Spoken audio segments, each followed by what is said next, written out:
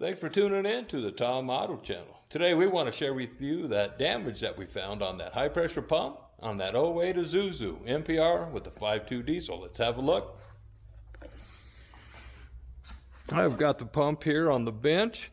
I'm going to try to highlight the damage in means of a crack that from the side all the way through the front, right between the two mounting bolts. It made its way back, and then when it got to the back, it went straight down near the transfer tube.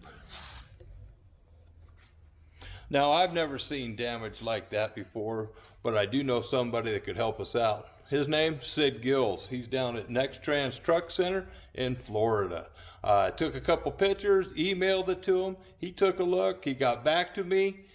His thoughts were that it was at some time improperly torqued. We had a bolt that possibly backed out, caused a vibration, and then we had the damage. Well, Sid was right on, because if I can show you. On this mounting ear right here, as I was looking close, we see the impression of threads. So at some time that was loose and it was vibrating to make those impressions.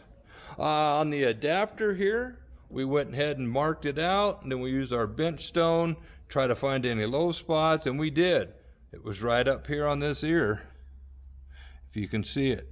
So we wound up putting a new one of these, a new pump, and went through the relearn procedure with our IDSS.